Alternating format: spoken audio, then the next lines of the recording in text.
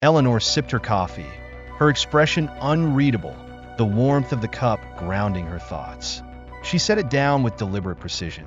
3 is a scouting party. They're testing the waters, seeing how close they can get before we react. Jacob leaned back in his chair, his frustration simmering just below the surface. They're not even trying to hide it anymore, Ma. It's like they think we're too scared to fight back. Eleanor's lips curved into a faint smile, one that Jacob had learned to both respect and fear over the years. It wasn't the smile of a gentle widow. It was the ghost smile, calm, calculating, and deadly. Good, she said simply. Jacob blinked, caught off guard. Good? How is that good? Eleanor took another sip of coffee, letting the silence stretch.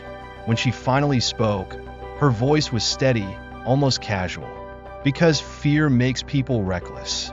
They've underestimated us, Jacob. That's their first mistake. And their last. Outside, the distant hum of engines grew faint, swallowed by the vastness of the desert. But Eleanor's mind was already racing, calculating angles, considering possibilities. She wasn't just planning to protect the ranch. She was planning to dismantle the Devil's Fury motorcycle. Club from the inside out. Eleanor stood motionless by the window, her sharp eyes tracking the riders as they approached, their engines growling like predators closing in on their prey. Vince Riker led the way, his hulking frame unmistakable even beneath the layers of leather and patches. His companions flanked him, their faces obscured by helmets, but their body language was clear. They were here to intimidate. She stepped away from the window, her movements deliberate, controlled. They're testing their luck, she muttered, almost to herself. Her tone carried no fear, only the cold calculation of someone who had seen and done far worse. Jacob stood by the kitchen table, his jaw tight. You can't go out there alone, Ma. These aren't the kinds of men who play fair. Eleanor glanced at him, her expression softening briefly. Exactly why you need to stay inside. If they see you, they'll think they've already won. Let me handle this. Jacob opened his mouth to protest, but the look in her eyes stopped him. It wasn't the look of the woman who'd raised him. It was the ghost. Reluctantly, he stepped back, his fists clenched at his sides as Eleanor reached for the door. She stepped outside, the harsh desert sun glinting off the chrome of the motorcycles now parked haphazardly in the driveway. Vince dismounted, his boots crunching on the gravel. His companions followed, their hands resting on their belts where the bulge of weapons was unmistakable. Eleanor Marks, Vince said, his voice gravelly and loud in the stillness. We figured it was about time for a little neighborly chat. Eleanor's lips curved into a faint, humorless smile. Neighborly chat? You've been riding my property lines for weeks. That's a strange way to introduce yourself. Vince chuckled, the sound low and menacing. We like to get a feel for the land before we make an offer. Eleanor folded her arms across her chest, her stance casual, but her eyes like steel. This land isn't for sale, and we don't take kindly to trespassers. Vince's smile faded, replaced by a sneer. Now, that's not very friendly. See, I've got a proposition for you and your boy. You sell us the ranch, make yourself a tidy profit, and we all walk away happy. Or, he let the word hang in the air, glancing over his shoulder at his men. Eleanor stepped closer, her voice low and cutting through the tension like a blade. Or what, Vince? You think I'm just some old woman you can scare into giving up everything? Let me give you a piece of advice. Don't mistake silence for weakness. Vince's eyes narrowed, his hand twitching toward his belt, but Eleanor didn't flinch. Instead, she leaned slightly forward, her tone icy. And don't mistake me for someone who hasn't dealt with men like you before. I've buried bigger empires than yours. The air grew heavy, the quiet hum of the desert amplifying the tension. Vince hesitated, his bravado faltering under her unyielding gaze. For a moment, neither spoke, the weight of unspoken threats hanging between them. Finally, Vince laughed, but it was forced. You've got some guts, I'll give you that. But guts don't mean much out here. Eleanor's smile returned, sharp and dangerous. Neither does arrogance. Vince jerked his head toward his men, and they reluctantly mounted their bikes. We'll be back, Marks, he growled. And next time, it won't just be for a chat. As the motorcycles roared away, Eleanor stood rooted, watching until the dust settled. Then she turned and walked back inside, her expression unreadable. Jacob was waiting by the door. What did they want? Eleanor didn't answer immediately, heading to the kitchen to refill her coffee. Finally, she looked up at her son. Trouble, she said simply. But they don't know what kind of trouble they've found. Eleanor stepped through the door of the general store, her boots clicking against the wooden floor. The air inside was thick with tension, the kind that made the hairs on the back of your neck stand on end. Rebecca Lane, the store's owner, glanced up as Eleanor entered, her face pale but defiant. The taller of the two bikers turned his head, his sneer widening as he sized up the older woman. "Move along, Granny. This ain't your business," he said, his voice dripping with contempt. Eleanor tilted her head slightly, her expression calm and disarming. "That's where you're wrong. Rebecca's been a friend of mine for years, and I don't take kindly to friends being bullied." The biker laughed, a harsh, mocking sound. His shorter companion joined in, leaning back against the counter with a smug grin. "You've got guts, lady. I'll give you that. But guts don't mean much when it comes to devil's fury." Eleanor took a slow step closer, her eyes never leaving the taller biker's face. She could see the arrogance there, the blind confidence of someone who'd never met their match. "You're right," she said softly. "Guts alone won't get you far. But skill? That's another story." The taller biker frowned, momentarily thrown off by the calm in her voice. "What's that supposed to mean?" Eleanor smiled, a faint curve of her lips that didn't reach her eyes. "It means you should have done your homework before stepping into my territory." In a flash, Eleanor's hand shot forward, grabbing the taller biker's wrist as he reached for the pistol at his side. With a practiced twist, she disarmed him, the weapon clattering onto the counter. Before his companion could react, Eleanor's other hand slammed a weathered knife onto the counter beside the pistol, the blade gleaming in the dim light. "Now," she said, her voice low and even, "I suggest you take your friend and leave before things get messy." The shorter biker froze, his hand halfway to his belt. He looked at his companion, who was cradling his wrist with a mix of pain and shock. "You've got no idea who you're messing with." The taller one hissed, his bravado faltering as he took a step back. Eleanor's eyes narrowed, her voice cold enough to chill the desert air. "Oh, I know exactly who you are. And now you're going to learn who I am." The bikers exchanged a look before backing toward the door, their bluster replaced by unease. As they disappeared into the street, Eleanor turned to Rebecca, who was still clutching the counter for support. "You okay?" Eleanor asked, her tone softening. Rebecca nodded slowly, her eyes wide. "I didn't think anyone could stand up to them like that." Eleanor gave a small shrug. "Bullies are all the same. They crumble when someone pushes back." She slid the pistol across the counter toward Rebecca. "Keep this, just in case." Rebecca hesitated, then nodded, taking the weapon with shaking hands. "Thank you, Eleanor. I don't know what I'd do without you." Eleanor's expression remained calm, but her mind was already elsewhere, calculating her next move. The devil's fury was getting bolder, and it was only a matter of time before they overstepped.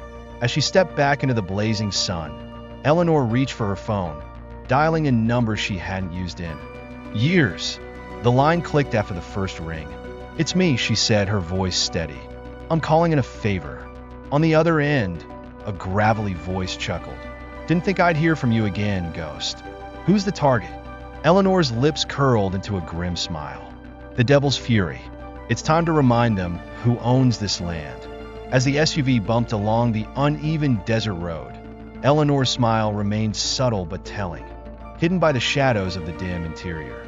The bikers sat in silence, their false confidence radiating in the way they slouched, their weapons carelessly displayed. They thought they had her. They thought they'd finally won. But Eleanor wasn't a victim. She was the architect of what was about to unfold. The leader of the group, a burly man with a scar running down his cheek, glanced over his shoulder at her. "What's so funny, lady?" he sneered, his voice dripping with disdain. Eleanor's gaze met his, calm and unwavering. "You should always know who you're dealing with before you make your move," she said softly, her words carrying the weight of a warning. The scarred biker snorted. Big talk for someone tied up in the back seat. Eleanor said nothing more, letting the silence hang heavy in the air. She leaned back against the seat, feeling the pressure of the zip ties biting into her wrists. They'd used standard police-grade ties, not ideal for someone who knew how to break them in under 2 minutes. The SUV pulled up to a remote warehouse, its corrugated metal walls gleaming faintly under the moonlight. The bikers hustled her out, their grip firm but careless. Eleanor's boots crunched against the dirt as they led her inside. The interior was dimly lit, the air heavy with the smell of oil and dust. Vince Riker waited in the center of the room, leaning casually against a metal table. He looked up as they approached, a smirk spreading across his face. "Mrs. Marks," he said, his tone mockingly polite. "Welcome to my little slice of paradise." Eleanor raised an eyebrow, her calm demeanor unwavering. "You call this paradise? I've seen more welcoming interrogation rooms." Vince chuckled, motioning for his men to secure her to a chair in the middle of the room. "You've got guts, I'll give you that. But guts don't mean much out here. You're going to tell me what I want to know, one way or another." Eleanor tilted her head slightly. "And what exactly is it you think I know?" Vince's smirk faltered for a split second before returning. "Your son's plans, his finances, and most importantly, how much it'll take for you two to disappear and hand over that land." Eleanor let out a soft laugh, her eyes narrowing. "You think this is about money?" Vince stepped closer, leaning down until his face was level with hers. "Everyone has a price, lady, and I'll find yours." Eleanor's expression shifted, her smile vanishing. For a moment, Vince saw it. That cold, unrelenting steel in her eyes that his man had described. It was unnerving, like staring into the abyss. "You're right about one thing," she said, her voice low and calm. "Everyone has a price, but yours is coming sooner than you think." Before Vince could react, the warehouse lights flickered, then went out entirely, plunging the room into darkness. Confusion rippled through the bikers, their shouts overlapping as they scrambled to figure out what was happening. Eleanor leaned back in the chair, her fingers working quickly to free her wrists. The faint hum of a generator failing echoed through the building, followed by the muffled sound of approaching vehicles. Vince barked orders, his voice rising above the chaos. "Stay on her. Don't let her." A deafening bang cut him off as the warehouse door was blown open. Smoke filled the air, and the sound of boots hitting the floor sent the bikers into a frenzy. Eleanor stood, the zip ties dangling from her hands.